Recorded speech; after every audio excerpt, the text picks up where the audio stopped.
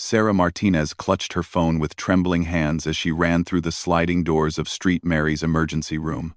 Her husband Jake had been rushed here after a training accident at the military base, and the brief call she received had left her heart racing with terror. The fluorescent lights overhead seemed too bright, the antiseptic smell too sharp. Everything felt like a nightmare she couldn't wake up from. "Excuse me, I need to see my husband," she said breathlessly to the receptionist behind the glass partition. "Jake Martinez. He was brought in about an hour ago from Fort Bradley." The middle-aged woman looked up from her computer screen with tired eyes. "Are you family? I'm his wife, Sarah Martinez." She fumbled for her military-dependent ID card, her hands shaking so badly she nearly dropped her purse. After what felt like an eternity of typing and checking records, the receptionist pointed toward a set of double doors. "He's in Trauma Bay 3. Go through those doors and turn left." Sarah's sneakers squeaked against the polished floor as she hurried toward the trauma unit. Her mind raced with possibilities, each one worse than the last. The phone call had been so brief, so clinical. Training accident. Serious injuries. Come immediately. Those words had been echoing in her head during the entire 20-minute drive to the hospital. As she approached the double doors, a large security guard stepped into her path. Officer Dennis Walsh had been working hospital security for 15 years, and he took his job seriously. Too seriously, some would say. He was known for being strict about visiting hours and hospital policies, never bending the rules for anyone. "Where do you think you're going?" Walsh asked, crossing his arms over his broad chest. His security uniform stretched tight across his belly, and his badge gleamed under the harsh lighting. "My husband is in Trauma Bay 3. I need to see him," Sarah replied, trying to keep her voice steady despite the panic rising in her throat. "Visiting hours in the trauma unit ended 30 minutes ago. You'll have to wait until morning," Walsh said matter-of-factly, as if he were discussing the weather rather than keeping a wife from her injured husband. Sarah stared at him in disbelief. "You can't be serious. My husband was just brought in. He's been hurt. I need to see him now." "Rules are rules, lady. No exceptions." Walsh's voice was cold and unsympathetic. "You can wait in the family room like everyone else. But I just drove here from across town. The receptionist told me I could see him. Please, just let me check on him for a few minutes," Sarah pleaded, her voice breaking slightly. Walsh shook his head firmly. "I don't care what the receptionist told you. I'm in charge of security in this wing, and I say no visitors after 9 p.m. That's hospital policy." Sarah felt her frustration building. After 3 years of military life, she was used to dealing with rigid rules and inflexible authority figures, but this was different. This was her husband lying hurt somewhere behind those doors, and this man was treating her like she was trying to sneak into a movie theater. "Look, I understand you have rules, but this is an emergency situation. My husband is active-duty military. He was hurt during training. I'm not asking to have a party back there. I just want to make sure he's okay. Military, civilian, it doesn't matter to me," Walsh replied with a shrug. "Rules apply to everyone equally. You want to see your husband? Come back during regular visiting hours." Sarah's patience finally snapped. 3 years of supporting Jake through deployments, training exercises, and the constant stress of military life had taught her to be strong, but she had limits. "This is ridiculous. You're being completely unreasonable. I have every right to see my husband." "Lower your voice," Walsh warned, his hand moving instinctively toward the equipment on his belt. "You're causing a disturbance." "I'm not causing anything. I'm trying to see my injured husband. And you're power-tripping over some arbitrary rule." Sarah shot back, her voice rising despite his warning. The argument was drawing attention from other people in the waiting area. A few nurses had stopped their conversations to watch, and other families were turning to see what the commotion was about. Sarah noticed the stares but didn't care. All she could think about was Jake lying somewhere behind those doors, possibly wondering where she was. "Ma'am, I'm going to ask you one more time to lower your voice and step away from the trauma unit entrance," Walsh said, his tone becoming more authoritative. "If you continue to be disruptive, I'll have to ask you to leave the hospital entirely." "Are you threatening to kick me out of the hospital where my husband is being treated?" Sarah asked incredulously. "What kind of person are you?" Walsh's face reddened. In his 15 years of hospital security, he had dealt with plenty of emotional family members, but he had never liked being questioned or challenged. His authority was absolute in his mind, and this young woman was undermining him in front of witnesses. "That's it," he said, reaching for his radio. "I'm calling for backup to escort you out." "You're calling backup? For me? I'm 5'4" and I weigh barely over 100 pounds. What exactly do you think I'm going to do?" "Whoa." Sarah's voice was filled with disbelief and growing anger. The situation was spiraling out of control rapidly. Other security personnel could be heard responding over Walsh's radio, and Sarah realized that what should have been a simple request to see her husband was turning into something much more serious. She took a deep breath, trying to calm herself down. "Listen, Officer Walsh," she said, reading his name tag. "Let's start over. I'm sorry if I raised my voice. I'm just scared and worried about my husband. Can't we work something out? Maybe you could just let me peek in for 1 minute to see that he's okay?" But Walsh had already made up his mind. He had been challenged in front of witnesses, and now he felt he had to follow through with his threats or risk looking weak. In his mind, hospital security was like any other law enforcement position, and showing any flexibility would undermine his authority. "Too late for that now," he said coldly. "You should have thought about being cooperative before you decided to get loud and disrespectful." Sarah felt tears of frustration burning her eyes. This couldn't be happening. She had rushed to the hospital as fast as she could, her mind filled with worst-case scenarios about Jake's condition, only to be stopped by an inflexible security guard who seemed to enjoy wielding his small amount of power over people in crisis. "Please," she said one more time, her voice barely above a whisper. "He's my husband. He could be seriously hurt. I just need to know he's going to be okay." Walsh looked at her for a moment, and for just an instant, Sarah thought she saw something human in his expression. But then his face hardened again, and he shook his head. "Should have thought about that before you started making a scene.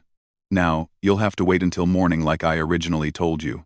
The backup security officers were approaching now, their footsteps echoing in the hallway. Sarah realized that the situation was about to get much worse, and she had no idea how to stop it. All she had wanted was to see her husband, to hold his hand and let him know she was there. Instead, she was about to be escorted out of the hospital like some kind of criminal. As the additional officers approached, Sarah made one final attempt to reason with Walsh. But the look in his eyes told her that reasoning was no longer an option. The power struggle that had begun with a simple request was about to escalate into something neither of them had anticipated, and Sarah had no idea that 6 simple words she was about to speak would change everything. The 2 additional security officers flanked Walsh as he prepared to escort Sarah from the hospital. Officer Martinez and Officer Johnson had responded to Walsh's call for backup, expecting to deal with a disruptive visitor. What they found instead was a small, clearly distraught young woman who looked more terrified than threatening. "What's the situation here, Dennis?" Officer Martinez asked, glancing between Walsh and Sarah with a puzzled expression. "Disruptive visitor refusing to follow hospital policy," Walsh replied curtly. "She's been raising her voice and causing a scene. Needs to be escorted out." Sarah looked at the 2 additional officers pleadingly. "My husband was hurt in a training accident at Fort Bradley. I just want to see him for a minute to make sure he's okay. That's all. I wasn't trying to cause trouble." Officer Johnson, who had been working hospital security for only 6 months, seemed uncomfortable with the situation. "Maybe we could make an exception? I mean, if her husband is seriously injured." "No exceptions," Walsh cut him off sharply. "Hospital policy is clear. No visitors in trauma after 9 p.m., period." She had her chance to cooperate, and she chose to get belligerent instead. Sarah felt her desperation growing as she realized the 3 security officers were closing ranks around Walsh's decision. The hallway seemed to be spinning slightly, and she wondered if she might faint from the stress and adrenaline coursing through her system. "Please, you don't understand," she tried again, her voice cracking with emotion. "I got a call that my husband was seriously injured. I drove here as fast as I could. The receptionist told me I could see him. I'm not trying to break any rules or cause problems. I just need to know that he's going to be okay. Walsh's patience had completely run out. In his mind, this woman had disrespected his authority in front of colleagues and witnesses, and now, she was trying to manipulate the situation by playing the victim. He had seen plenty of people try to use emotional manipulation to get around hospital rules, and he wasn't going to fall for it. "I've heard enough," he said, reaching for the taser on his belt. "You're leaving now, one way or another." Sarah's eyes widened in shock as she saw Walsh's hand move to his weapon. "You're going to tase me? For wanting to see my husband? Are you insane? Step back from the trauma unit doors and come with us peacefully, or I'll use whatever force is necessary to remove you from this hospital," Walsh threatened, his hand now resting on the taser handle. The other two officers exchanged nervous glances. Neither of them had expected the situation to escalate this far, and they were beginning to question whether Walsh was handling things appropriately. A small crowd of hospital staff and visitors had gathered at a safe distance, watching the confrontation unfold with growing concern. "Dennis, maybe we should call a supervisor," Officer Johnson suggested quietly. "This seems like it's getting out of hand." "I am the supervisor on duty tonight," Walsh snapped, "and I'm handling it exactly how it needs to be handled." Sarah felt trapped and terrified. She was surrounded by 3 security officers, one of whom was threatening to use a weapon on her for the crime of wanting to see her injured husband. The fluorescent lights overhead seemed to buzz louder, and the antiseptic hospital smell was making her nauseous. "I can't believe this is happening," she said, more to herself than to the officers. Walsh pulled the taser from its holster, not yet pointing it at Sarah but making his threat very clear. "Last warning. Come with us quietly, or face the consequences." Sarah's mind raced as she tried to figure out how to defuse the situation. Every instinct told her to run, but there was nowhere to go. The trauma unit doors were behind her. The security officers were in front of her, and her husband was somewhere beyond her reach, possibly fighting for his life while she was being threatened with a weapon for trying to see him. "You can't be serious," she said, backing up against the trauma unit doors. "You're really going to tase someone for wanting to see their injured spouse? What kind of hospital is this?" "The kind that enforces its rules," Walsh replied coldly. "Now are you coming peacefully? Or do I need to make this decision for you?" Sarah's back was literally against the wall now, and she realized that Walsh was serious about using the taser. The situation had spiraled so far beyond anything reasonable that she couldn't quite process what was happening. All she had done was ask to see her husband, and somehow, that had led to being threatened with a weapon by hospital security. "Fine," she said, raising her hands slightly. "I'll leave. You don't need to use that thing. I'll go." But even as she spoke, Sarah could see that Walsh had already made his decision. The power struggle had gone too far, and he felt he needed to follow through with his threats to maintain his authority. His finger moved to the trigger of the taser, and Sarah realized with horror that he was actually going to do it. "Wait," she screamed, but it was too late. Walsh fired the taser, and Sarah felt the electrical shock course through her body. She collapsed to the cold hospital floor, her muscles contracting involuntarily as the electricity overwhelmed her nervous system. The pain was unlike anything she had ever experienced, and she could hear herself screaming but couldn't control it. The other 2 security officers jumped back in shock. Neither of them had expected Walsh to actually use the weapon, and they stood frozen for a moment as Sarah writhed on the floor. The small crowd of onlookers gasped, and several people began shouting. "Call 911, someone yelled. "Get a doctor," another voice demanded. "Are you crazy?" Officer Martinez finally found his voice, staring at Walsh in disbelief. "You just tased a woman for wanting to see her husband." Sarah's body finally stopped convulsing, and she lay still on the hospital floor, her vision blurry, and her entire body aching. She could hear voices around her, but they seemed to be coming from very far away. Through the haze of pain and confusion, she managed to focus on Walsh, who was standing over her with the taser still in his hand. "My husband is Staff Sergeant Jake Martinez," she whispered, her voice barely audible. "He works with military police." The 6 words hung in the air like a bomb about to explode. Sarah had been trying to tell people Jake's rank and position all evening, but everyone had been too focused on enforcing rules to listen. Now, as she lay on the hospital floor after being tased, those 6 simple words were about to change everything. Officer Martinez, who shared the same last name, suddenly looked very interested. "Did you say Staff Sergeant Jake Martinez? From Fort Bradley?" Sarah nodded weakly, still trying to catch her breath. "Military police. He was hurt during training today." The color drained from Walsh's face as the implications began to sink in. Military police officers worked closely with local law enforcement, including hospital security personnel. They weren't just soldiers. They were law enforcement professionals who had connections throughout the local police community. "Oh no," Officer Johnson whispered, finally understanding what had just happened. "Dennis, do you know who Jake Martinez is?" Walsh's hand trembled slightly as he holstered his taser. He was beginning to realize that he might have just made the biggest mistake of his career. The woman lying on the hospital floor wasn't just any disruptive visitor. She was the wife of one of the most respected military police officers at Fort Bradley. A man who had worked on joint operations with local police departments and had friends throughout the law enforcement community. A doctor came running from the trauma unit, alerted by the commotion. Dr. Patricia Chen had been treating Jake Martinez for the past 2 hours, and when she saw Sarah lying on the floor, she immediately recognized her from the photos Jake kept in his wallet. "What happened here?" Dr. Chen demanded, kneeling beside Sarah to check her condition. "This is Mrs. Martinez. Her husband is one of my patients." The pieces were falling into place now, and Walsh realized that his rigid enforcement of hospital policy had just created a nightmare scenario. He had not only tased an innocent woman who just wanted to see her injured husband, but that woman happened to be married to someone with significant connections in the law enforcement community. As Dr. Chen helped Sarah sit up, the young woman looked at Walsh with a mixture of pain and disbelief.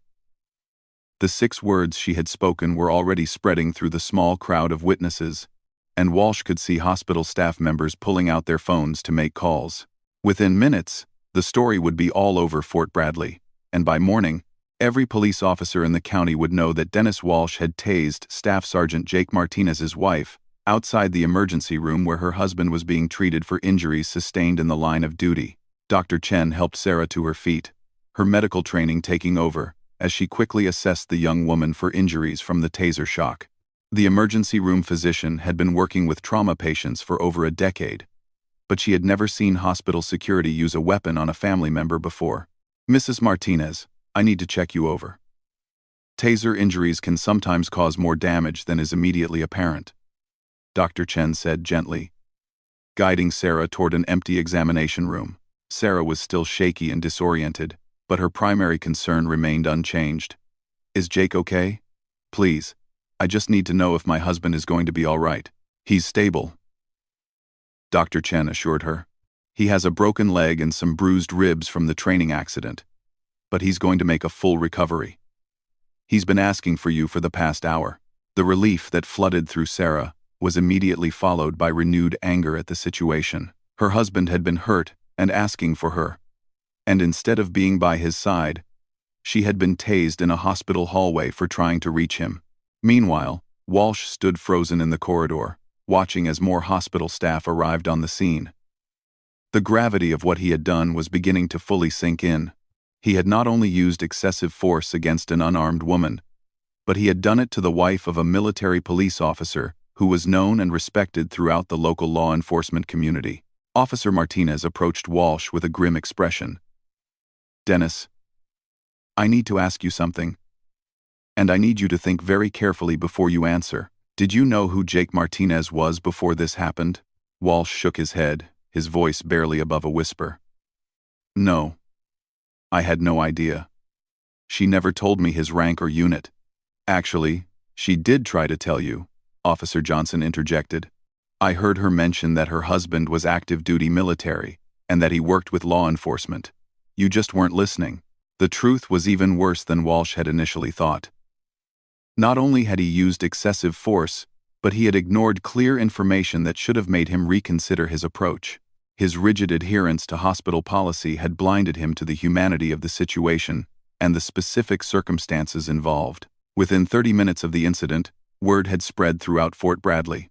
Staff Sergeant Jake Martinez was not just any military police officer. He was a decorated veteran who had served 2 tours overseas and had worked extensively with local police departments on joint training exercises and community outreach programs. He was scheduled to be promoted to Sergeant First Class within the next month, and he was widely respected by both military and civilian law enforcement personnel. The first phone call came from Lieutenant Colonel Harrison, Jake's commanding officer at Fort Bradley. Hospital Administrator Patricia Williams took the call in her office, and within minutes, she was rushing to the emergency department to assess the situation personally. "Where is Mrs. Martinez now?" she asked Dr. Chen as soon as she arrived. "I'm treating her in examination room 2. She's physically okay, mostly just shaken up and angry." "But, Mr. Williams, this is a serious situation. One of our security officers used a taser on an unarmed woman who was simply trying to see her injured husband." Williams had been running hospitals for 20 years, and she knew immediately that this incident could destroy both her career and the hospital's reputation. Military families made up a significant portion of their patient base, and the relationship between St. Mary's Hospital and Fort Bradley had always been strong. This single incident threatened to unravel years of positive community relations. The second phone call came from Chief of Police Robert Santos. Santos had worked with Jake Martinez on several joint operations, and when he heard what had happened, he was furious. He arrived at the hospital within 20 minutes, still wearing his casual clothes from an evening at home with his family. "I want to see the security footage of this incident immediately," Santos told Williams. "And I want to speak with Officer Walsh right now." Walsh was waiting in a small office, his head in his hands. His 15-year career in hospital security was likely over, and he knew it. He had let his ego and rigid interpretation of rules cloud his judgment, and now he was facing the consequences of his actions. When Chief Santos entered the room, Walsh looked up with the expression of a man who knew his life was about to change dramatically. Santos was known throughout the law enforcement community as a fair but tough leader, and his reputation preceded him. "Officer Walsh," Santos began, his voice controlled but clearly angry. "I want you to explain to me how you thought it was appropriate to use a taser on an unarmed woman who was trying to see her injured husband." Walsh tried to explain his actions, talking about hospital policy and the need to maintain order. But his words sounded hollow, even to himself. Santos listened without interruption, his expression growing grimmer with each attempt at justification. "Let me make something very clear to you," Santos said when Walsh finished. "Staff Sergeant Martinez is one of the finest law enforcement professionals I've ever worked with. His wife Sarah is known throughout our community as a dedicated military spouse who has volunteered countless hours supporting other families during deployments. The fact that you treated her like a criminal for wanting to see her injured husband is not just a violation of common decency, it's a disgrace to the uniform you wear." While these conversations were taking place, Sarah was finally reunited with Jake in Trauma Bay 3. Despite his injuries, Jake was alert and furious when he learned what had happened to his wife. Dr. Chen had briefed him on the situation, and his first instinct was to get out of bed and confront Walsh personally. "Stay still," Sarah said firmly, placing a gentle hand on his chest. "You're hurt, and getting worked up isn't going to help anything." But Jake was struggling to control his anger. As a military police officer, he had seen plenty of situations where security personnel and law enforcement officers had to use force, but this situation was completely unjustified. His wife had been traumatized for simply trying to reach him during a medical emergency. "This isn't over," he said, his voice tight with controlled fury. "What that man did to you was assault, and he's going to answer for it." By midnight, the story had spread throughout the entire law enforcement community. Social media posts from witnesses at the hospital had gone viral, and local news stations were already preparing stories for their morning broadcasts. The video footage from hospital security cameras would soon be released, showing the entire confrontation from multiple angles. The hospital's legal department was in full crisis mode. They knew that the incident would likely result in a lawsuit, negative publicity, and possible criminal charges against Walsh. The relationship between the hospital and the military community was in jeopardy, and the financial implications could be devastating. Walsh's supervisor, Director of Security James Miller, arrived at the hospital at 1 in the morning to conduct his own investigation. Miller had been Walsh's supervisor for 8 years, and while he knew Walsh could be rigid and overly strict, he had never imagined anything like this would happen.